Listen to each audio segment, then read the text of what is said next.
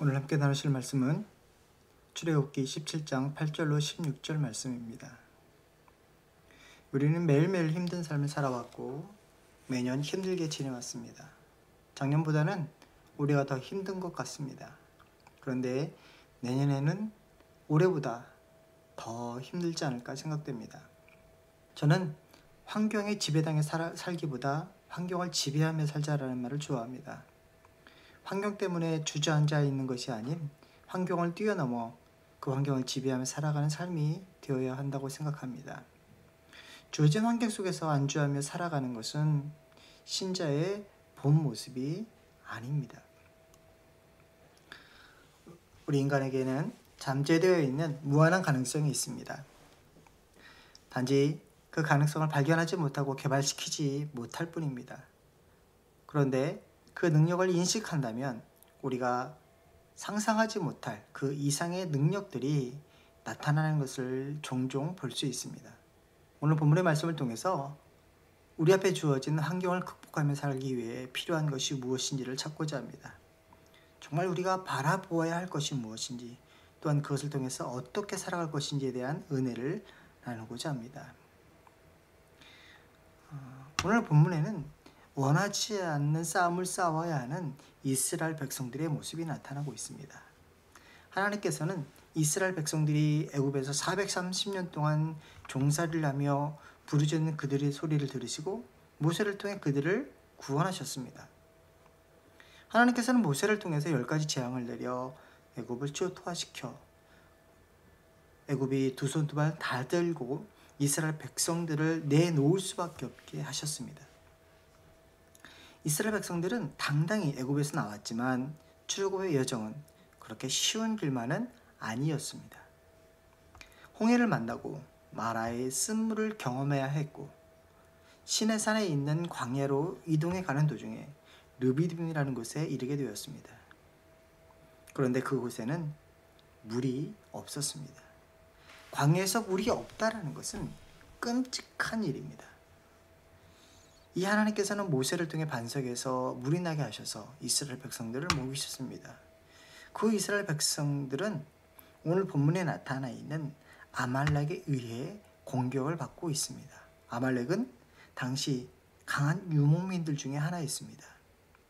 출애굽 이후의 연속적인 고난으로 피곤하고 지쳐있는 이스라엘 백성들을 아말렉이 공격하고 있습니다.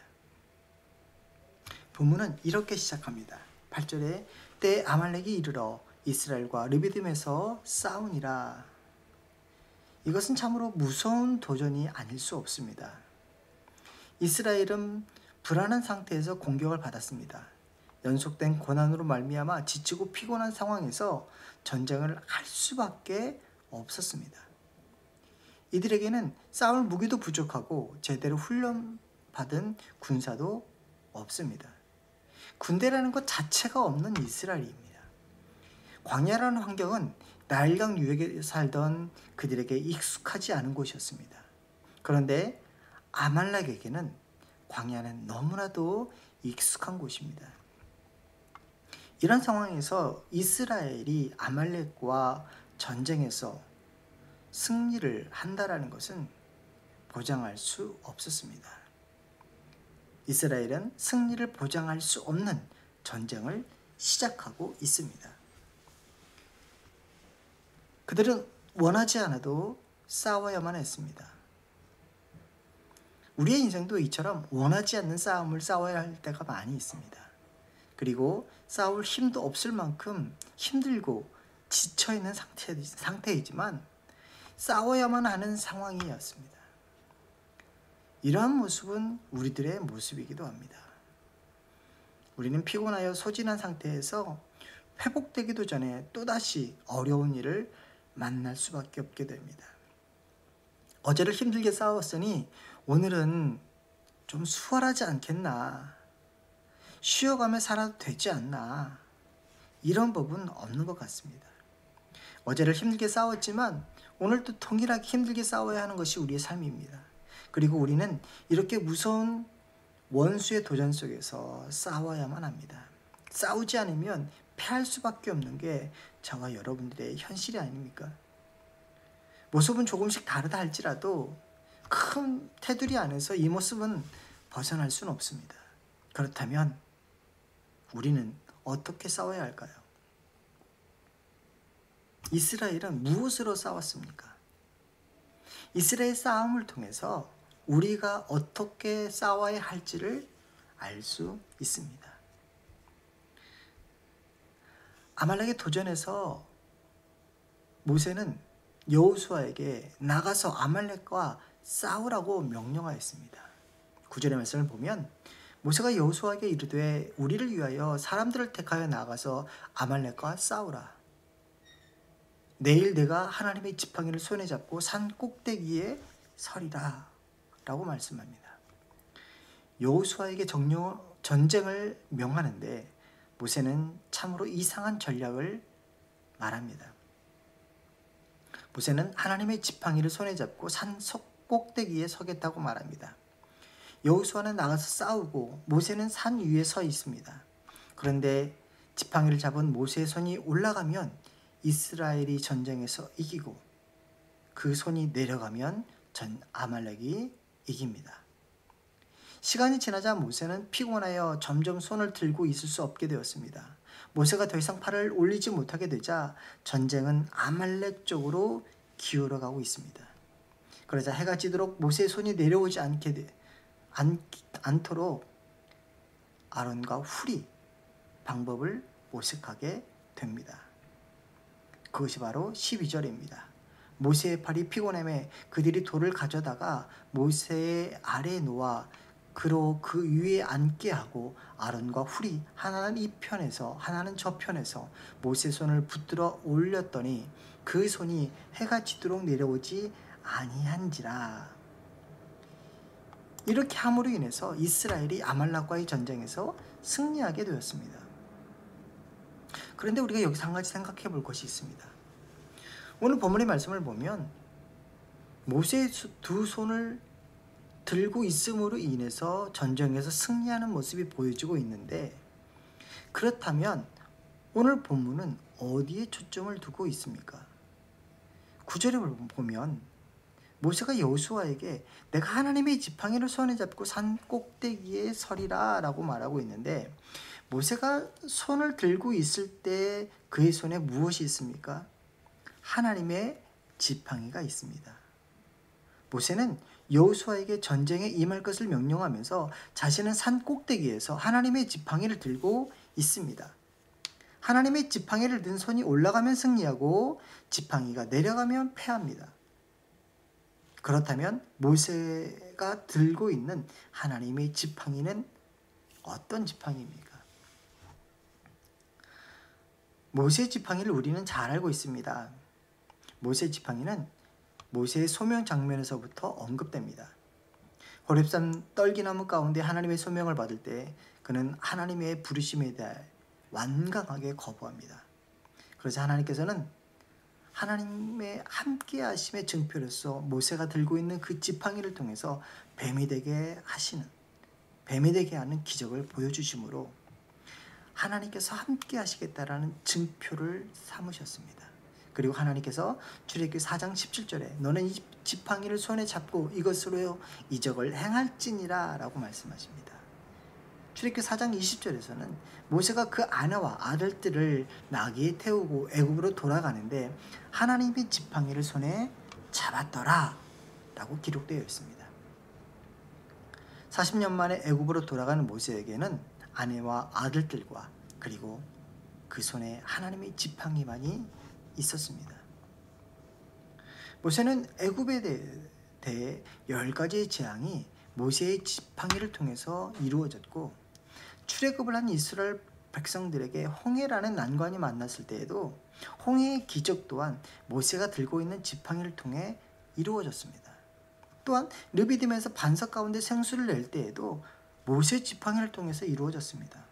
그리고 오늘 아말렉과의 전쟁에서도 모세가 들고 있는 하나님의 지팡이가 올라가면 이스라엘은 승리했습니다.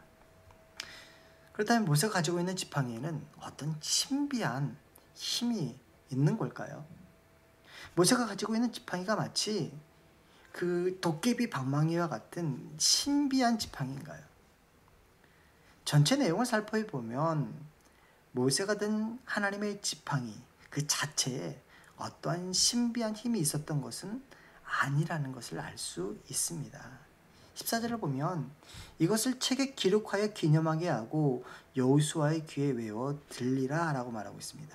만약에 모세가 든 지팡이에 신비한 힘이 있었다면 14절은 이 지팡이에 대하여 기록하라 라고 말할 수 있을 것입니다.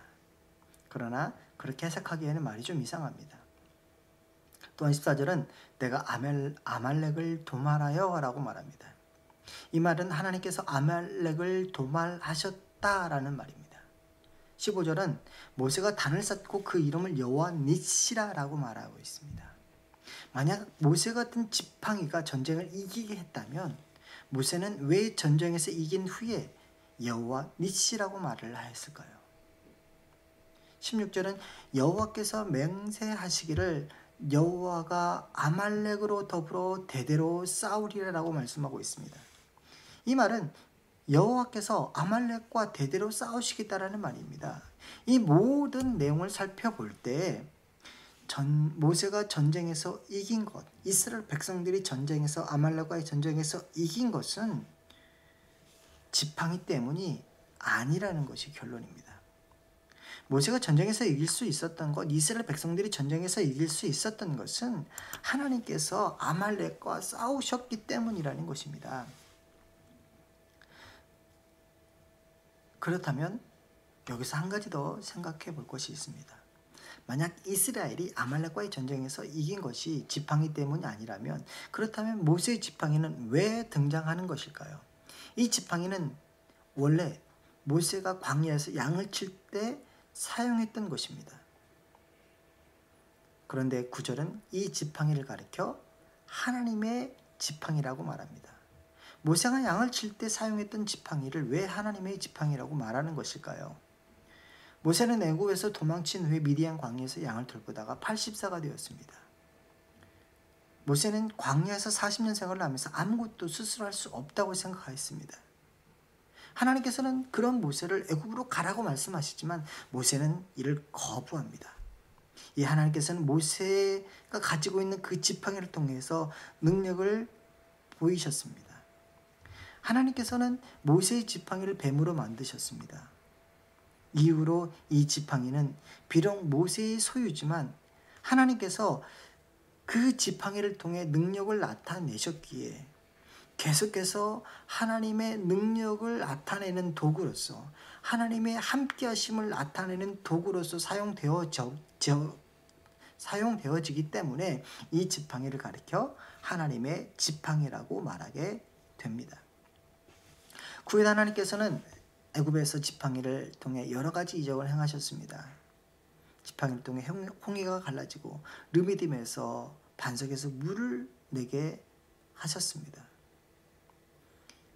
모세의 지팡이를 통해 이러한 많은 능력이 나타나고 있습니다.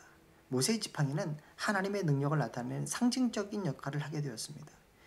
이런 이유 때문에 9절은 모세의 지팡이를 가리켜 하나님의 지팡이라고 말하는 것입니다. 따라서 지팡이를 잡고 서라라는 말은 하나님을 의지하여 나아가라라는 의미가 됩니다.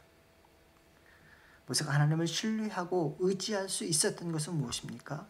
그의 손에 있었던 지팡이 때문입니다. 이 지팡이는 하나님의 지팡이입니다. 모세의 손에 지팡이가 있다는 것은 언제나 그의 지팡이를 통해 하나님께서 함께 하시고 하나님께서 능력을 나타내시고 하나님께서 승리하신다라는 것을 인식할 수 있었습니다. 모세의 승리는 하나님의 지팡이의 승리였고 곧 하나님의 승리였습니다. 그렇다면 저와 여러분의 손에는 무엇이 있습니까? 모세 손에는 지팡이가 있었던 것처럼 여러분의 손에도 지팡이가 있습니까? 그러나 우리 손에는 지팡이가 없습니다. 하나님의 지팡이, 능력의 지팡이가 우리에게는 없습니다. 10가지 재앙을 내리는 지팡이, 홍해를 가르는 지팡이가 없습니다. 그래서 모세는 그 지팡이로 능력 있는 삶을 살아갔지만 우리는 지팡이가 없기 때문에 모세처럼 능력 있는 삶, 위대한 삶을 살지 못하는 것일까요? 왜 우리는 모세와 같은 능력 있는 삶을 살지 못하는 것입니까? 그것은 하나님께서 나에게 지팡이를 주시지 않았기 때문에 우리는 능력이 있는 삶을 살지 못합니다. 그러니까 우리는 그런 능력 있는 삶을 살지 못해도 하나님 앞에 부끄러울 곳이 없습니다 라고 말할 수 있습니까? 나에게도 하나님께서 하나님의 지팡이만 주셨다면 나도 모세와 같이 엘리야와 같이 능력 있는 삶을 살아갈 수 있고 세상 죄악들을 물리치며 거룩한 세상을 만들어갈 수 있습니다. 이렇게 말할 수 있을까요? 네, 우리에게는 분명 모세의 지팡이는 없습니다. 하나님의 지팡이가 없습니다. 능력의 지팡이가 없습니다. 그러나 우리는 결코 모세보다 못할 것이 없습니다. 기죽을 필요가 없습니다. 우리 손에 비록 하나님의 지팡이가 없지만 모세보다 능력 있는 삶, 위대한 삶을 얼마든지 살아갈 수 있기 때문입니다. 왜 그렇습니까?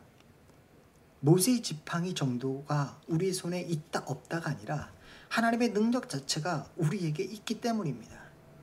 그 사실을 믿으십니까? 내가 지금 가진 것이 무엇인지를 알아야 합니다. 내가 가진 것이 무엇인지 알지 못하면 아무리 강력한 무기를 가지고도 사용도 해보지 못하고 패할 수밖에 없습니다. 우리 손에 주어진 것이 무엇입니까? 여러분의 손을 펴서 바라보시기 바랍니다. 여러분의 손에 무엇이 보이십니까? 아무것도 보이지 않으십니까?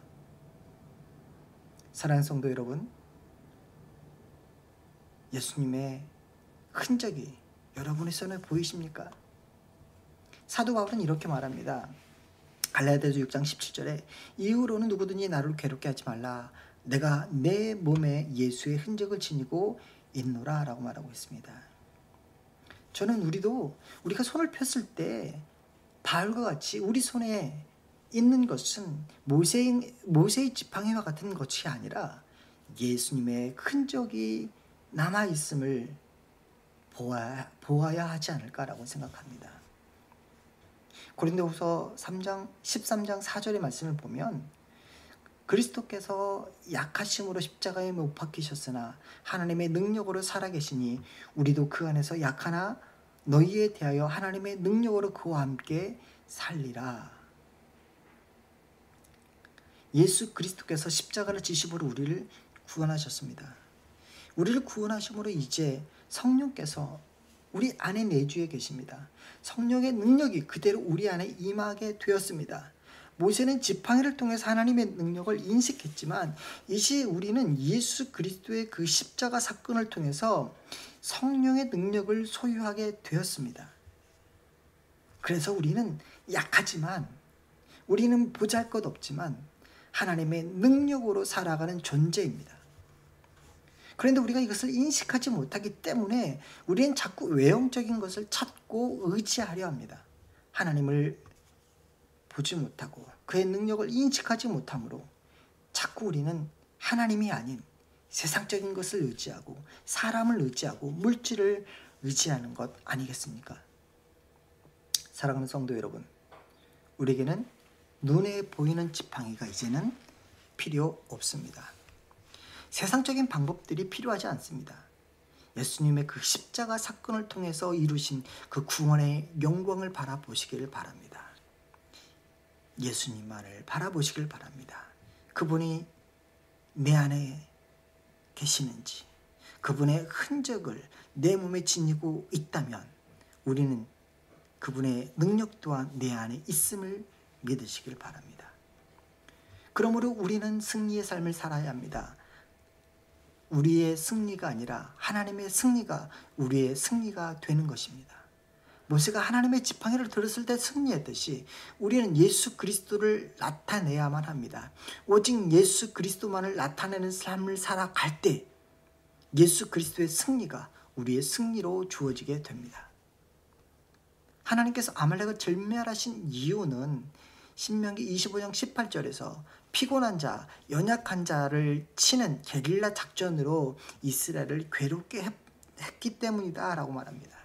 하나님께서는 하나님의 백성은 고아와 과부 같은 자입니다. 연약한 자입니다. 싸울 수 없는 이스라엘을 대신해서 하나님이 싸우셨습니다.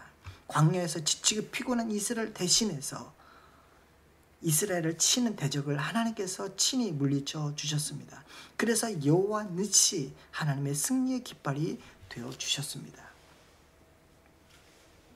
여호와 니시 하나님이 우리의 하나님이신 줄로 믿습니다. 우리가 넘어야 될 문제들, 해결해야 할 죄악들이 너무나도 많습니다.